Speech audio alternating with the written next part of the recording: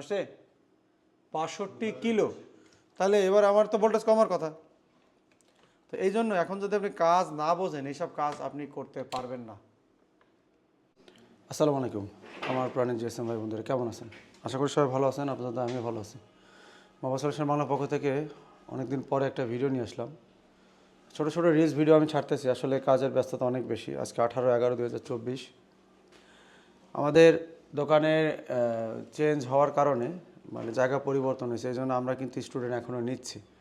এর কারণ হচ্ছে যে আমাদের কাছে অনেকে অ্যাডভান্স করে রাখছে, কিন্তু তারা তাদের সময় মতো আসতে পারে না, বা আমরাও সময় নেই নাই, কিছুদিন পরে আসতে বলছি আমরা। যার কারণে এখন আমরা স্টুডেন্ট নিচ্ছি। যারা আসতে চান অবশ্যই আমাদের সাথে যোগাযোগ করবেন। আমাদের যে ক্লাসগুলো চলতেছে এই ক্লাসগুলো আমরা শুক্রবারে তাদেরকে এক্সট্রা সময় দিই, ইনশাআল্লাহ কাজগুলো আমরা আগায় দেবো, সমস্যা নাই। শীতের সময়টা যেহেতু কাজের চাপটা কম, আপনারা এই সময়টা এসে এই কাজগুলো শিখে নেন, বা এই মাসে আসতে চাইছেন সামনের মাসে আসবেন, এইসব এভাবে না করে আমার মনে হয় যে এখন আসাটাই আপনাদের জন্য ভালো হবে। যাই হোক, এখন আমাদের কাছে একটা ফোন আছে, সেটা হচ্ছে মডেল আছে স্যামসাংয়ের J111। তো এই ধরনের ফোনের কাজ তেমন একটা আমি করি না, কিন্তু কিছু কিছু যেগুলো ঝামেলার কাজ যেগুলো আমি আপনাদের দেখানোর উদ্দেশ্যে নিয়ে আসি। তো আমাদের ক্লাসটাও চলতেছিল আজকেরা থার্মাল প্রবলেম, যে temperature high, temperature low, water detection problem, error problem, divider circuit কীভাবে কাজ করে, এগুলো নিয়ে। তো সেই অবস্থায় আমাদের কাছে একটা কাজ আসছে।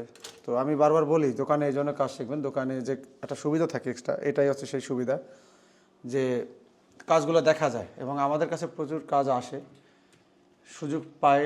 সুযোগ থাকলে আমরা এই কাজগুলো করি।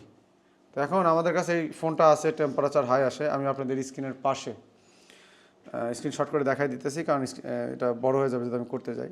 তো এখানে টেম্পারেচারের প্রবলেমের কারণে আমাদের কী কী করতে হবে সেই স্টেপ বাই স্টেপ আমি আপনাদের দেখাবো, আপনারা নিজেরাই কাজগুলো করতে পারবেন। তো অ্যাট ফার্স্ট আমাদের ডিভাইডার সার্কিটে, হ্যাঁ আপনারা ওই পাশে বলবেন সবাই, ডিভাইডার সার্কিটে কয়টা কম্পোনেন্ট থাকে? কয়টা? তিনটা। কী কী বলেন তো? ক্যাপাসিটার, একটা নর্মাল রেজিস্টার, একটা এনটিসি রেজিস্টার, একটা ক্যাপাসিটার। আচ্ছা, তো এখানে সেই তিনটা যে কম্পোনেন্ট আছে এটা আমাদের খুঁজে বের করতে হবে। তো লেটেস্টটায় ক্যাপাসিটার থাকে নাকি, আর যেটা হচ্ছে ওল্ড ভার্সন, সেগুলো আমরা ক্যাপাসিটার না পাই, অনেক সময় রেজিস্টার পাই, এবং এটা গ্রাউন্ডের সাথে থাকে, কানেক্টেড থাকে। তো এটা আমরা এই ফোনটাই যে আমরা খুলে ফেলছি, আগেই খুলে বসে আছি, কারণ আপনাদেরও দেখাবো কাজটা, আর এটা আমাদের স্টুডেন্টদের। এখন এটা দেখেন, এই যে আগে পরে দেখাই যাইতেছে যে হয়তো কেউ ট্রাই করছে, হ্যাঁ এদিকে ফ্রেশ আছে। যেসব সেকশনে কাজ হয় না সেগুলো দেখলে বোঝা যায়। প্রথমে আপনার কাছে একটা ফোন আসার আগেই কি করতে হয়? Eye testing. যারা সিনিয়র টেকনিশিয়ান, প্রথমে একটা ফোন কাজ করার আগে তার আগে মাদারবোর্ডটা ভালো করে চেক করে। এটা হচ্ছে প্রথম কাজ, ফার্স্ট কাজ। এরপরে আমি এটা দেখলাম যে সে কোথায় কোথায় হাত দিছে, এগুলো আমি ভালো করে চেক দিছি। এই যে এইসব জায়গায় টাচ করছে।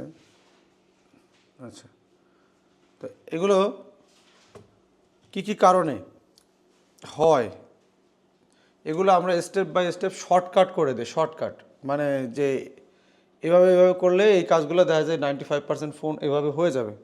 তারপরে ডিটেলসেও আমরা দেখাই দিই। তো এখানে আমরা দেখেন এটার কম্পোনেন্ট আমরা খুঁজবো, এই জায়গায় থার্মাল রেজিস্টার আমাদের খুঁজে বের করতে হবে। থার্মাল রেজিস্টার করার জন্য আমরা এখানে আসি, এই কম্পিউটারে। এখানে আমরা বর্ণিতে ঢুকবো, মডেল দিয়ে সার্চ করে বর্ণিতে ঢুকবো।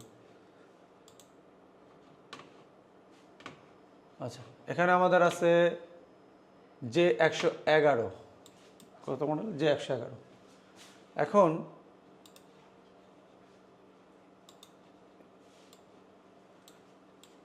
এখানে টিএস বা টেম্পারেচার আমাদের খুঁজে বের করতে হবে।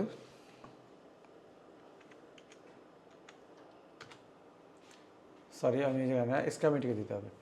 তো এখানে MDS বের করা হয়েছে, আর লেআউট এটা দুইটা বের করা হয়েছে। কেন এটা দেখ, আমাদের এক স্টুডেন্ট ভাই বের করছে, আমি একটু দেখাই দিই। এগুলো তাদের কাছে নতুন, যেহেতু ভুল করছে। এখানে আমাদের J111M DS এর মানে হচ্ছে DS মানে কি জানেন? ডুয়েল সিম। কি 111M হচ্ছে মডেল আর DS মানে হচ্ছে ডুয়েল সিম। তো এই জায়গায় যদি আমি একটা মডেল বের করি MDS স্ক্যামেটিক বের করলাম আগে, আর এখানে আমরা 111 লেআউটও বের করলাম।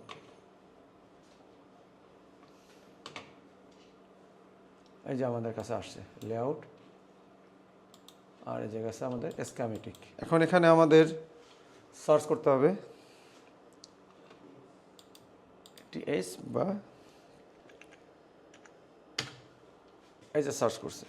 সার্চ করার পরে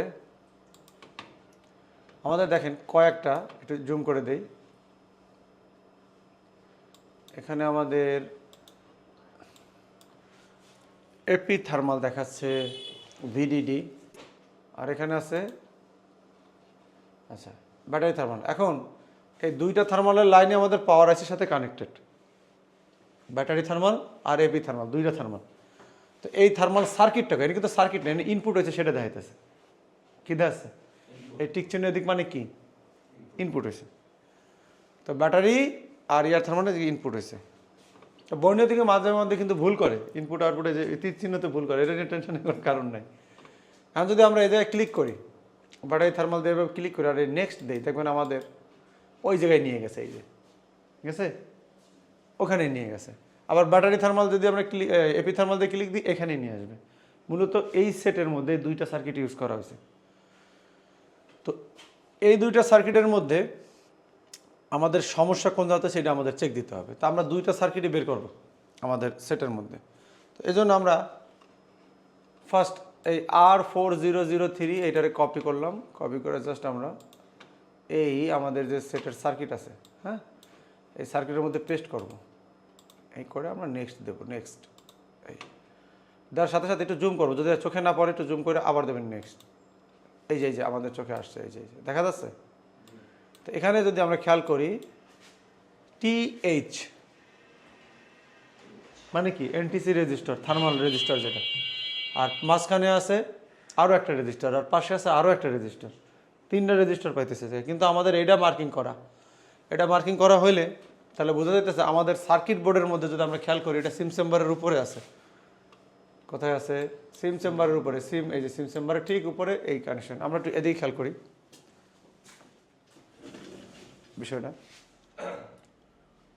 দেখেন এখানে আমরা মনে হয় পাচ্ছি, এই যে এটা পাইছি, এই যে দুই সিম চেম্বার উপরে, এই যে 3, 2, 5 লেগে রাখছি। তো যাই হোক, এই হচ্ছে সেই সার্কিট আমাদের। ক্লিয়ার? মিলছে? এটি বুঝতে পারছেন সবাই? আচ্ছা, এখন তাহলে আমাদের যে রেজিস্টারটা দেখাইতেছে ওই পাশে, সেটা হচ্ছে এই রেজিস্টার। কোন রেজিস্টার?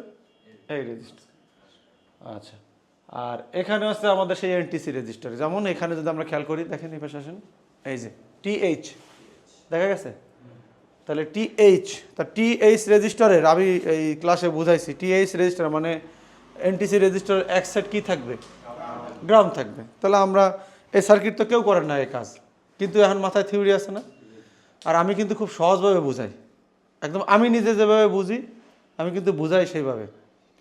খুব মানে স্ক্যামেটিক ওয়েস, মানে ওই যে পড়াশোনা টাইপের একেবারে খুব গাঢ় করে দেন না, যতটুকু দিই না দিলেই নয়, এই জন্য দেওয়া লাগে। কারণ এগুলো তো আস্তে আস্তে সার্কিটগুলো কি জটিল হচ্ছে না, তো না দিলে নয়, এই জন্য দেখি। এই সেই সেকশনটা পাইছি, এবং একটা সাইড গ্রাউন্ড থাকবে, আমি তো চেক দিই, পাইছি গ্রাউন্ড। তাহলে গ্রাউন্ডের অপোজিটের এই পাশ আর এই রেজিস্টারের সাথে একটা সংযোগ থাকার কথা আছে না? সিস্টেমের মধ্যে দেখে আছে কিনা? পাইছি। তাহলে ইনপুট হবে কোন পাশ? এই পাশ। কোন পাশ হবে? সামনের এই পাশ। আর এই যে রেজিস্টার, এই জায়গায় অনেক সেটে কি দিচ্ছে বর্তমান লেটেস্টগুলো? ক্যাপাসিটার দিচ্ছে, আর এই জায়গায় দিচ্ছে রেজিস্টার। তো ক্যাপাসিটার দিলে এই দুইজনের মাঝখানে এ কী করে? এই ভোল্টেজটারে ফিল্টারিং করে, এনে যেটা ভোল্টেজ থাকে। আর এক পাশ থাকে কি? গ্রাউন্ড। দেখি ক্যাপাসিটার এক পাশ গ্রাউন্ড আছে কিনা। পাইছি। আচ্ছা, তাহলে এই সার্কিটটা আমরা পাইছি। এখন আরও একটা সার্কিট আছে, এই কত? দুইটা সার্কিট নেই জায়গায়। তাহলে এটা আমরা পাইলাম ব্যাট থার্মালের যে সার্কিটটা। এবার আসি আমরা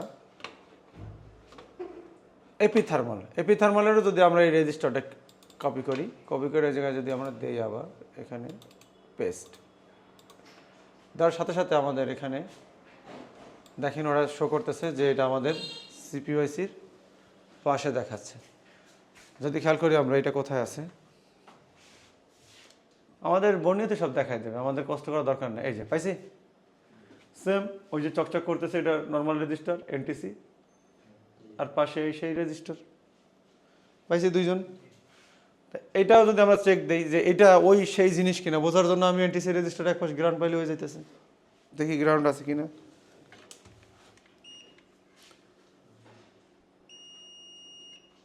পাইছি গ্রাউন্ড আছে। আর এই ছোটো রেজিস্টার এক পাশে গ্রাউন্ড থাকবে, আর এই রেজিস্টার দুই মাথা একসাথে থাকবে, আছে। আবার এই দুই মাথার সাথে এই রেজিস্টারের সংযোগ থাকবে, আছে। তাহলে সবই ঠিক আছে। এখন আমাদের চেক দিতে হবে, হট টেস্টিং করতে হবে। কি করতে হবে? হট টেস্ট করতে পারি, আমরা কুল টেস্টও করতে পারি। কুল টেস্ট করতে পারি, এইসব ফোনে কুল টেস্টের কোনো প্রয়োজন নাই, কারণ এটাতে কোনো রেয়াবন নাই যে লাইন মিসিং হবে, কারণ এটা তো মেন নাই। হইতে পারে কিন্তু হয় না। এই যে এখান থেকে না ইনপুট, এই ইনপুট এখান থেকে হবে, হওয়ার পরে এখানে আসবে, আর এই লাইনটা পাওয়ার সেকশন বা সিপিইউ সেকশনে সেন্স করে। তো এগুলো একটু আগের ফোন স্পিডি সিপিইউর, এটা সেকশনটা আসতেছে আমাদের পাওয়ার আইসিতে। কোথায়? পাওয়ার আইসিতে। এর জন্য আমাদের চার্জিং পোর্টটা লাগাইতে হবে। চার্জিং পোর্টটা লাগানোর যত সম্ভব সাথে সাথে আমাদের চেক দিতে হবে। একটু মিটারের দিকে ধরে আমি ভোল্টেজটা সিলেক্ট করলাম, চার্জিং পোর্টটা ইন করলাম, করার পরেই আমি এখানে দেখতে পারি যে আমাদের ইনপুট 1.8 আসতেছে কিনা। আসছে? আসছে? তাহলে আসলে এখানে আমাদের 0.5 আসার কথা। আসে? আসে না। তাহলে এই জায়গায় যদি ভোল্টেজ কমে তাহলে আমাদের টেম্পারেচার কী হবে? আসেও কি টেম্পারেচার? হাই। পাইছি? মজা লাগছে? আচ্ছা, এখন আসেন এই জায়গায় চেক দিই। আমাদের তো আরও যে চেক দেওয়ার অপশন আছে, আমরা ওটা এই জায়গায় চেক দিই। 1.7 আসছে। তাহলে সেমভাবে যদি আমরা এখানে চেক দিই 0.5 পাওয়ার কথা। পাইছি? 560 পাইছি? পাইছি?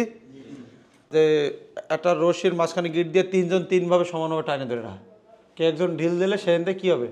তো এই জায়গায় যখন আমরা রেজিস্টারটা সরাইছি কিছু ভোল্টেজ বাইরে গেছে, যেন 500কে 500 550 থাকার কথা 600 আপ হয়ে গেছে, মানে ওটা ন্যানো আকারের ভোল্টেজ সবসময় কী করতেছে?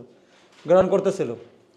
এটা যদি ওই নাই করতো তাহলে ওটা তো লোড পড়তো না, কাটতো না, বা ভ্যালু বাইরে যেত না। তো এখানে এই 62 কিলো ওহমের যে রেজিস্টার, এখান থেকে আমাদের 1.8 বা 1.7 ঢুকে আমরা এখানেও পাই প্রায় ওই পরিমাণ ভোল্টেজ। আমি একটু আপনাদের দেখাই, এটা আমি একটু আপনাদের এখানে সরাসরি দেখেন এটার কিলো ওহমস কত দেখাচ্ছে।